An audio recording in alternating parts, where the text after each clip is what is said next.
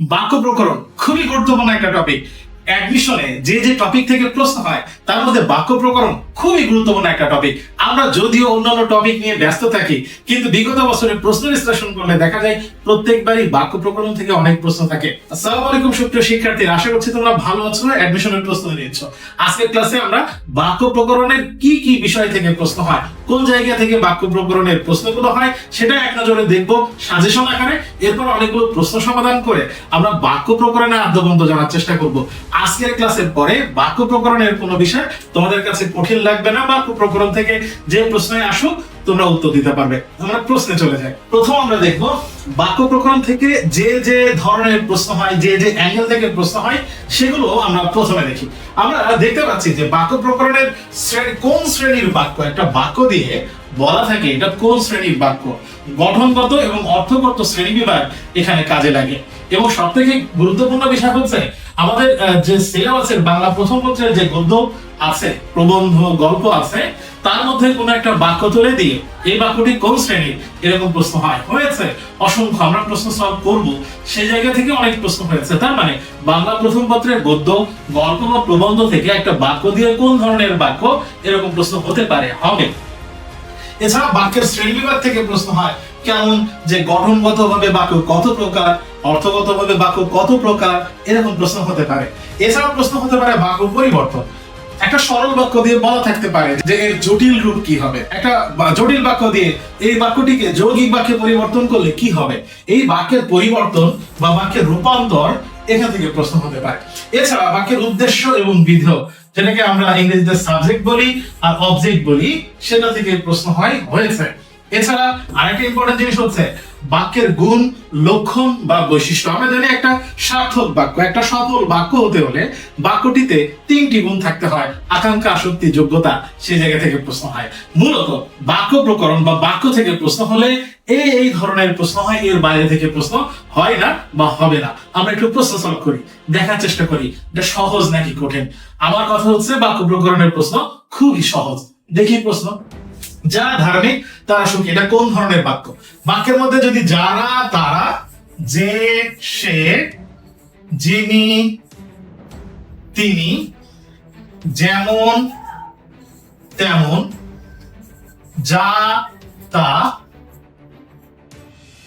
যেহেতু, তারপরে সেহেতু, এরপরে যদি, যদিও, বাক্যের মধ্যে যদি এই অংশগুলো থাকে তাহলে দেখা যায় বাক্যের একটা অংশের পরে আর একটা অংশে কি হবে একটা জানার আগ্রহ থেকে যায়। তার মানে এই বাক্যের প্রথম অংশে যা, যেমন, যিনি এগুলো থাকলে ওই বাক্যটি, ওই অংশটি পরাধীন থাকে। তার মানে অর্থ প্রকাশ করতে পারে না, অর্থ শেষ হয় না।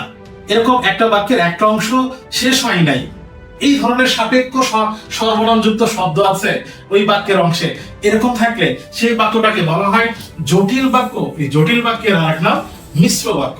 তাহলে আমরা এখানে যে বাক্যটি দেখলাম, যারা ধার্মিক তারা সুখী, যারা ধার্মিক কমা পর্যন্ত ব্রেক করলে, থেমে গেলে যারা ধার্মিক, মনে হইতেছে না বাক্য শেষ হয় নাই, এরপরে অংশ আছে।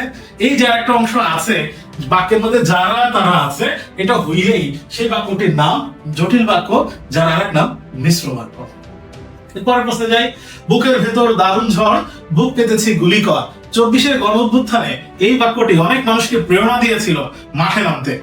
এই বাক্যটিকে গ্রাফিতি হিসেবে অনেক দেয়ালে লেখা হয়েছিল, অনেক গ্রাফিতি এখনো রয়েছে। এই বাক্যটি খুবই আলোচিত একটা বাক্য ছিল 2024-এর গণঅভ্যুত্থানের সময়। এই প্রশ্নটা গত বছর এবং তার আগের বছরও হয়েছে।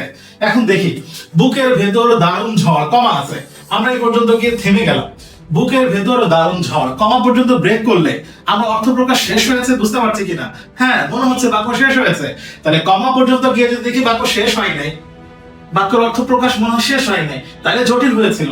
এখন বুকের ভেতর দারুণ ঝড় আলাদা স্বাধীন অংশ, বুক পেতেছি গুলি কর আলাদা স্বাধীন অংশ, কমার ওখানে থেমে গিয়ে বাক্য অর্থ প্রকাশ করতে পেরেছে, এরকম হইলে সেই বাক্যটির নাম হচ্ছে যৌগিক বাক্য। তাহলে কমা থাকলে জটিল হতে পারে, যৌগিক হতে পারে। কমা পর্যন্ত থেমে গিয়ে যদি দেখি বাক্য শেষ হয়েছে, যৌগিক। কমা পর্যন্ত থেমে গিয়ে যদি মনে হয় বাক্যটি মনে হয় আর একটা অংশ আছে, তাহলে জটিল হয়ে যাবে, জটিল বা মিশ্র বাক্য। আরো প্রশ্ন আছে সামনে, আমরা সমাধান করলে বুঝতে পারবো।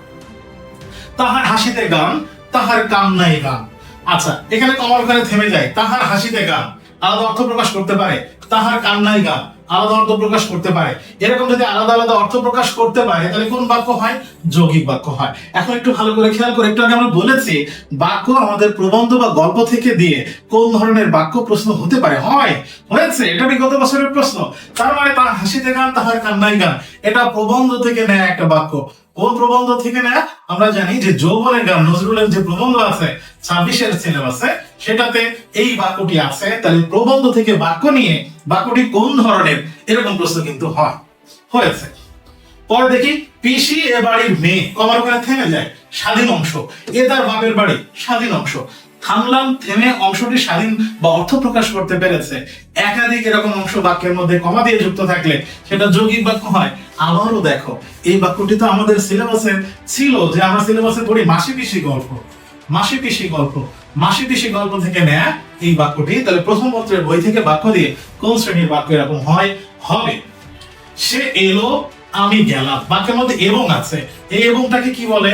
এবংটাকে বলে যোজক। এই টাইপের যত যোজক আছে, আর কি কি আছে এই টাইপের আর যোজক আছে? কিন্তু, ও, আর, অথবা, নতুবা, অধিকন্তু।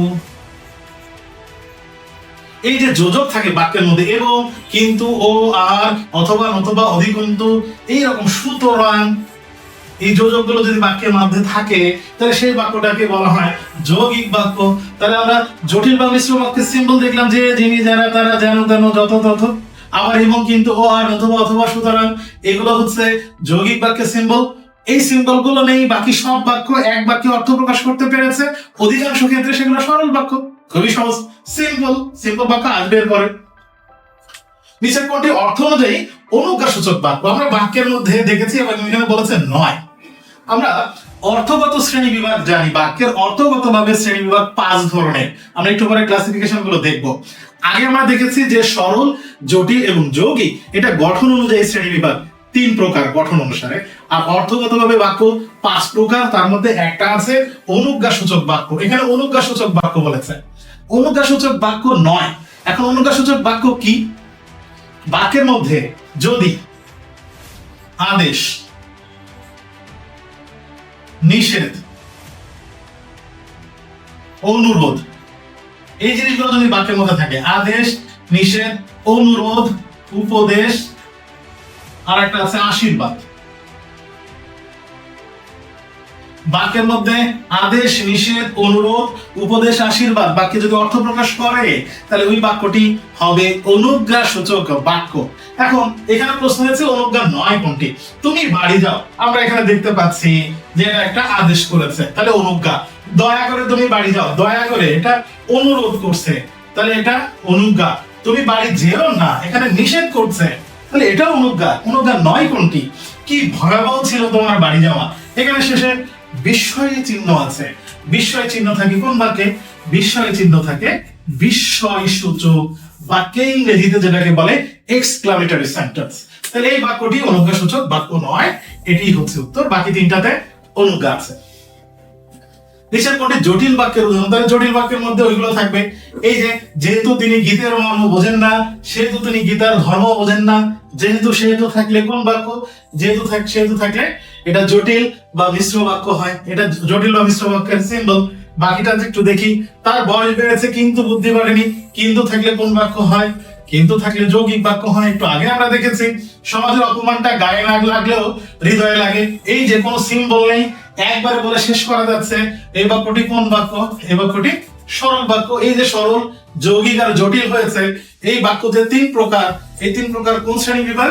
গঠনগত শ্রেণী বিভাগ। পরের প্রশ্নে যাই। অর্থগত দিক থেকে বাক্য কয় প্রকার? 5 প্রকার। কি কি একটু দেখি। অর্থগত ভাবে দিক, অর্থগত ভাবে বাক্য নির্দেশক বা বিবৃতিমূলক, অ্যাসার্টিভ সেন্টেন্স, যেরকম সূর্য পূর্ব দিকে উদিত হয়, আমি প্রতিদিন সকালে স্কুলে যাই, এই যে সিম্পল স্টেটমেন্ট, এটা অ্যাসার্টিভ সেন্টেন্স, নির্দেশক বা বিবৃতিমূলক। প্রশ্ন করলে প্রশ্নবোধক। অনুজ্ঞা একটু আগে দেখেছি, আদেশ, নিষেধ, অনুরোধ, উপদেশ, আশীর্বাদ, ইম্পারেটিভ সেন্টেন্স, অনুজ্ঞাসূচক।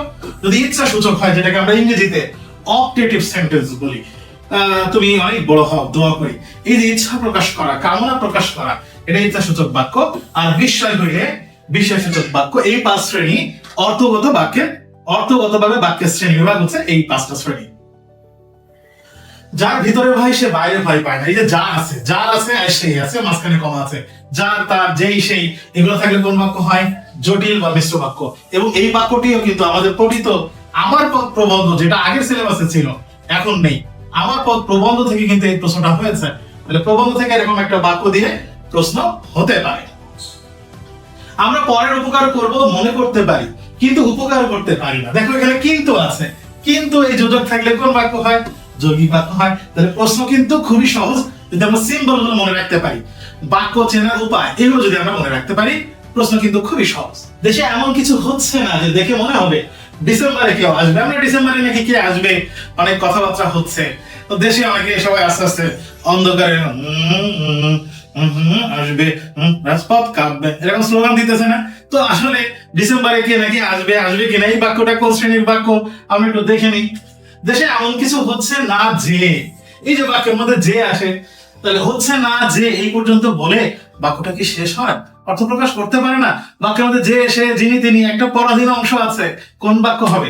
জটিল বাক্য। তাহলে ডিসেম্বরে আসবে কিনা, এটা কিন্তু ঘটনাটা খুবই জটিল বিষয়। গরু আকাশে ওড়ে বাক্যটিতে কোন গুণের অভাব আছে? আমরা বলেছিলাম একটা বাক্য যদি সার্থক হইতে হয়, সফল হইতে হয়, তাহলে বাক্যের 3 শ্রেণীর বৈশিষ্ট্য থাকবে। ওই 3টাকে বলা হয় বাক্যের গুণ বা লক্ষণ। 3টা গুণ বা লক্ষণ বাক্যে থাকে। একটা হচ্ছে আকাঙ্ক্ষা, একটা হচ্ছে আসক্তি, আর একটা গুণ হচ্ছে যোগ্যতা। এই 3টা হচ্ছে বাক্যের গুণ: আকাঙ্ক্ষা, আসক্তি, যোগ্যতা। এখন এখানে কোন গুণ আছে? গরু কি আকাশে উঠতে পারে? পারে না। তার মানে আমরা দেখলাম এখানকার বাক্যের কর্তার সাথে ক্রিয়ার অর্থগত বা ভাবগত মিল নাই। তাহলে বাক্যের শব্দগুলোর অর্থগত এবং ভাবগত মিল থাকতে হবে। অর্থগত এবং ভাবগত, অর্থ যায় কিনা আর এটার সাথে ওটার ভাব বা এরকম অর্থ মেলে কিনা, এইটাকে বলা হয় বাক্যের যোগ্যতা। তাহলে যেহেতু এটা অর্থগত এবং ভাবগত মিল নাই, তাহলে কোন গুণের অভাব আছে? এখানে উত্তর হবে এখানে যোগ্যতার অভাব আছে। আমরা যদি বলি যে বর্ষার রোদে প্লাবনের সৃষ্টি হয়েছে, বর্ষার রোদে কখনো প্লাবন বা বন্যা হইতে পারে না, তাহলে এখানে যোগ্যতার অভাব আছে এই বাক্যে। মানুষের যখন পতন আসে তখন পদে পদে ভুল করে। শেখ মুজিবের 52 দিনগুলি গল্প থেকে এটা নেওয়া হয়েছে, আত্মজীবনীমূলক গল্প যেটা ছিল, এটা সিলেবাসে নেই, তারপরও আমরা পঠিত বাংলা প্রথম পত্রের টপিক থেকে দেখেছি। তাহলে এখানে যখন পতন আসে তখন পদে পদে ভুল করে, তাহলে যখন আর তখন আছে, তাহলে যখন তখন এটা থাকলে কোন বাক্য হয়? এটা জটিল বাক্য হয়। যখন তখন এটা হলে এটা জটিল বাক্য। পুকুরে পদ্ম ফুল জন্মে, এখানে জন্মে এটা কি? আচ্ছা দেখো, পুকুরে পদ্ম ফুল জন্মে, এখানে পুকুরে পদ্ম ফুল জন্মেটা ক্রিয়া, বাক্যের ক্রিয়া। তাহলে বাক্যের ক্রিয়া ভার্ব, ইংরেজিতে বাংলায় সেটা কিন্তু অবজেক্ট হবে, সেটা হবে বিধেয়। পুকুরে পদ্ম ফুল জন্মে, ভার্ব এবং ভার্বের সাথে অতিরিক্ত অংশ যেগুলো আছে বাক্যে বাংলার ক্ষেত্রে সেটা বিধেয়। তাহলে এই বাক্যের জন্মটা হচ্ছে বিধেয়। সন্ধ্যা হওয়ার পর জানলাম তিনি আর আসবেন না। সন্ধ্যা হওয়ার পরে জানলাম, এখানে থেমে যায়, আলাদা স্বাধীন অর্থ প্রকাশ করতে পারে। তিনি আসবেন না, আলাদা স্বাধীন অর্থ প্রকাশ করতে পারে। তাহলে একাধিক স্বাধীন অংশ, সে বাক্যটির নাম যৌগিক বাক্য। আমরা দেখেছি, প্রশ্ন কিন্তু খুবই সহজ হচ্ছে। এরপরে খণ্ড বাক্যগুলো যোজক শব্দ যোগে একে অপরের সাথে যুক্ত থাকে, একটু আগে আমরা দেখেছি। এবং কিন্তু, ও আর, অথবা এই যোজকগুলো থাকে কোন বাক্যে? এই যোজকগুলো থাকে যৌগিক বাক্যে। কোনটি অনুজ্ঞা সূচক বাক্য? তার মানে কোনটিতে আদেশ নিষেধ, অনুরোধ, উপদেশ বা আশীর্বাদ আছে? তুমি গিয়েছিলে, এখানে আদেশ নিষেধ অনুরোধ উপদেশ নাই। তুমি আছো, এটাতেও নাই। তুমি যাচ্ছ, এটাতেও নাই। এরপরে এই যে এখানে আছে তুমি যাও, আদেশ বোঝাচ্ছে, তাহলে এটা অনুজ্ঞা সূচক বাক্য। ভালো ছেলেরা শিক্ষকের আদেশ পালন করে, এখানে কোনো যোজক আছে? যে সে, যিনি তিনি, যারা তারা আছে? নাই। তাহলে কোন বাক্য হবে? সরল বাক্য। শিক্ষকের আদেশ পালন করে, একবারে বলে শেষ করা যাচ্ছে, তাহলে এটা সরল বাক্যের মধ্যে পড়বে। সিম্পল সেন্টেন্স, খুবই সিম্পল, সহজ ব্যাপার। টাকা দাও, ছাড়া পাবে। দেখো মাঝখানে কমা আছে। এবার আমরা থেমে যাই, টাকা দাও, থেমে যায়, আলাদা অংশ, ছাড়া পাবে, আলাদা অংশ, স্বাধীন অংশ। টাকা দাও, ছাড়া পাবে, আলাদা স্বাধীন অংশ থাকলে এটা যৌগিক বাক্য। বাক্যের সুশৃঙ্খল পদবিন্যাস, আমরা বলেছি বাক্যের অর্থগত ভাবগত মিল, এই গুণের নাম যোগ্যতা। আর বাক্যের পদ যেগুলো ব্যবহার করবে একটার সাথে আরেকটা, কোনটার পর কোনটা হবে, সুশৃঙ্খল ভাবে সাজানো থাকতে হবে। আমরা যদি বলি যে বল সুমন খেলে, এই যে বললাম আমি বল সুমন খেলে, মনে হইতেছে খেলে ক্রিয়াপদটা বল করছে সুমনকে নিয়ে। তাহলে হবে না। বাক্যটি সার্থক হইতে হলে বলতে হবে সুমন বল খেলে। তাহলে এই যে বাক্যের পদগুলো সুশৃঙ্খলভাবে সাজাতে হবে, এটা থাকতে হবে। এটা হচ্ছে বাক্যের একটা গুণ বা বৈশিষ্ট্য। বাক্যের এই গুণ বা বৈশিষ্ট্যের নাম হচ্ছে আসক্তি। এখানে কিন্তু তয় তয়, কয়ে তয় না, কয়ে তয়, আসক্তি। যে পথ সৎ নয় সে পথে শান্তি নেই। প্রথম কথা হচ্ছে বাক্যটা কোন বাক্য আমি নির্ণয় করবো। যে পথ সৎ নয়, যে আছে সে আছে, যে সে থাকলে এ বাক্যটির নাম কি বাক্য? জটিল বাক্য। যে সে থাকলে এ বাক্যটির নাম জটিল বাক্য। এর সরল রূপ আমরা বলেছিলাম বাক্যের পরিবর্তন বা রূপান্তর প্রশ্ন হতে পারে। তাহলে সরলে সিম্পলে একবারে বলে শেষ করতে হবে। অসৎ পথ শান্তিহীন, এটা মিলতেছে না। শান্তির জন্য সৎ পথ প্রয়োজন, সেম সেন্টেন্স না। অসৎ পথে শান্তি নেই। যে পথ সৎ নয় সে পথে শান্তি নেই। তাহলে যে পথ সৎ নয় সে পথে কি? অসৎ পথ। সে পথে শান্তি নেই, তাহলে অসৎ পথে শান্তি নেই। এখানে অসৎ মানুষ শান্তি পায় না, এটাও তো হচ্ছে না। তাহলে উত্তর হচ্ছে অসৎ পথে শান্তি নেই। এই যে পথ সৎ নয় অসৎ পথে, এক বাক্যে বলছে শান্তি নেই। তাহলে এটাই হচ্ছে উত্তর। Simple sentence. বাক্য পরিবর্তন থেকে এরকম প্রশ্ন হতে পারে। মানুষ চেষ্টা না করলে অগ্রগতি অসম্ভব। মানুষ চেষ্টা না করলে অগ্রগতি অসম্ভব, এটা সরল বাক্য। হ্যাঁ, সরল বাক্য। এখন প্রশ্ন হচ্ছে এর বিধেয় রূপ কি? বিধেয় রূপ কি? বিধেয় রূপ মানে ওই যে প্যাসিভ করতে হবে, অবজেক্টিভ রূপ। মানুষ চেষ্টা করলে অগ্রগতি অসম্ভব নয়, তার মানে সম্ভব হইতেছে। মানুষ চেষ্টা না করলে অগ্রগতি পায় না, মানুষ চেষ্টা করলে অগ্রগতি পায়। চেষ্টা করলেই অগ্রগতি সম্ভব। তাহলে মানুষ চেষ্টা না করলে অগ্রগতি অসম্ভব, এর মানে কি? চেষ্টা করলেই অগ্রগতি সম্ভব। তার মানে এটা অ্যাক্টিভ সেন্টেন্স, এর প্যাসিভ সেন্টেন্স করতে হবে, ইংরেজিতে যেটাকে বলে।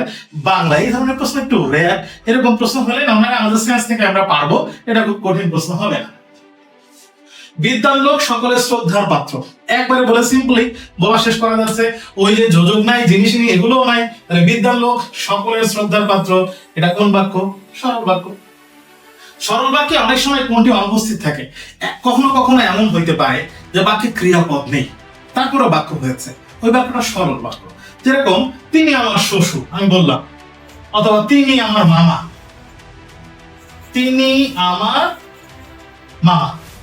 আচ্ছা, তিনি এটা কি ক্রিয়া? না। আমার এটা কি ক্রিয়া? না। মামা এটা কি ক্রিয়া? না। তাহলে বাকি ক্রিয়া নেই, তাও বাক্য হয়েছে তিনি আমার মামা। মূলত আমরা যদি এটা লিখতাম যে তিনি আমার মামা হন, তাহলে বাক্যটা সুন্দর হইতো, শেষ হইতো। তাহলে ক্রিয়া ছাড়াও বাক্য হইতেছে। তাহলে সরল বাক্য এটা সিম্পল সেন্টেন্স। কোন পদ অনুপস্থিত থাকলেও বাক্য হইতে পারে, ক্রিয়াপদ অনুপস্থিত থাকলেও সরল বাক্য হইতে পারে, মানে যে কোনো সেন্টেন্স হইতে পারে। এবং এটা হইলে সেটা সিম্পল বা সরল বাক্যই হয়। বিপদ এবং দুঃখ একই সঙ্গে আসে, এটা অনেকবার এসেছে, এই প্রশ্নটা রিপিট হয়েছে। নবম দশম শ্রেণীর আগে ব্যাকরণ বইয়ে ছিল এবং এই প্রশ্নটা অনেকবার এসেছে। বিপদ এবং দুঃখ এবং আছে, তাহলে কোন বাক্য? এটা যৌগিক বাক্য। এবং একটা বাক্য সহজ প্রশ্ন কিন্তু বড় বড় বাক্য দেয়া আছে। দেখো, আলোক পরিধি ক্রমে বর্ধিতায়ন এবং উজ্জ্বলতর হইতে লাগলো, আগ্নেয় আলোক বলিয়া প্রতীতি জন্মাইল। তার মানে এটা একটা বড় বাক্য এবং আছে, এটা যৌগিক বাক্য। এটাকে সিম্পল বাক্যে পরিণত করতে হবে, বাক্যটির সরল রূপ। দেখো, প্রথমে আলোক পরিধির আয়তন ও উজ্জ্বলতা আগ্নেয় আলোকের শোভা বৃদ্ধি করলো, এই কথাটার সাথে বাক্যের কথা মিল নাই। আলোর পরিধি ধীরে ধীরে বাড়লো এবং উজ্জ্বল হতে লাগলো, আগ্নেয় আলো বলে মনে হলো, এটার সাথেও এটার মিল নাই। এবং এটা সরল রূপ না, এটা প্রশ্ন উত্তর হচ্ছে না, কারণ এটা সরল রূপ না, এটাও যৌগিক থেকে যায়। আগুনের পরিধি ধীরে ধীরে আকারে আয়তনে উজ্জ্বলতা হতে লাগলো, আগ্নেয়গিরির আগুন বলে প্রতীয়মান হলো। এটা বাক্য যা বলেছে এই কথাটা তার বিপরীত, মানে অর্থের সাথে মিল নাই। এটা বাক্যের স্ট্রাকচারে মিল নাই, এটা অর্থের সাথে মিল নাই। বাকিটা উত্তর হবে কিভাবে? দেখো, বাকিটা আমরা দেখি যে আলোর আয়তন বাড়ায় এবং উজ্জ্বলতা হয়, আগ্নেয়গিরি স্পষ্ট হয়ে উঠলো। এখানে এবং ঠিকই আছে, কিন্তু এখানে বাড়া এবং উজ্জ্বলতা হওয়া দুইটা অংশ সংযোজন করেছে, বাক্যের একাধিক অংশের কিন্তু সংযোজন করে নাই। তার মানে এইটাই হচ্ছে উত্তর, এটা সরল রূপ। গঠন অনুসারে বাক্য তিন প্রকার: সরল, জটিল, যৌগিক। তাহলে কত প্রকার? তিন প্রকার। অনুজ্ঞাসূচক বাক্য কোনটি? তুমি কি জ্ঞান হারা হয়েছো? এটা তো প্রশ্ন করেছে, তাহলে প্রশ্ন অনুজ্ঞাসূচক না। এবার তুমি দাঁড়াও, এটা হইতে পারে। যদি শৈশব ফিরে পেতাম, আদেশ নিষেধ অনুরোধ উপদে আশীর্বাদ আছে? না। কি সুন্দর দৃশ্য, এটা তো বিস্ময়সূচক চিহ্ন, এটা বাদ। এবার তুমি দাঁড়াও, আমি আদেশ করছি, তাহলে এটা অনুজ্ঞাসূচক বাক্য। জগতে এমন কিছু নেই যা অসম্ভব, এমন কিছু নেই যা অসম্ভব, এমন কিছু নেই, এটা বললে কি বাক্য শেষ হচ্ছে? মনে হচ্ছে না যে এরপরে কিছু হবে। এইটা অংশ এরকম হইলে সেটাকে বলা হয় মিশ্র বাক্য, যার এক নাম জটিল বাক্য। যে বাক্যে একাধিক সমাপিকা ক্রিয়া থাকে সেটি কোন ধরনের বাক্য? যে বাক্যে একাধিক সমাপিকা ক্রিয়া থাকবে, তার মানে বাক্যের একাধিক অংশ আলাদা আলাদা ক্রিয়া আলাদা আলাদা অর্থ প্রকাশ করতে পারবে।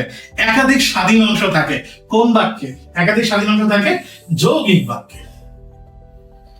এই ছিল বাক্য প্রকরণ থেকে যে প্রশ্ন হয় তার ব্যাখ্যা এবং বিশ্লেষণ। আজকের ক্লাসের পরে নিশ্চয়ই অ্যাডমিশনে বাক্য প্রকরণ থেকে কি পড়তে হয়, কিভাবে প্রশ্ন হবে, এই ক্লাসটা করলে তুমি সব প্রশ্ন কমন পাবে। বাক্য চেঞ্জ করে দিই, তুমি যদি বুঝতে পারো বাক্য প্রকরণ থেকে উত্তর করতে পারবে। নেক্সট আর কোন ক্লাসে দেখা হচ্ছে, ততক্ষণ ভালো থাকো, সুস্থ থাকো। আসসালামু আলাইকুম।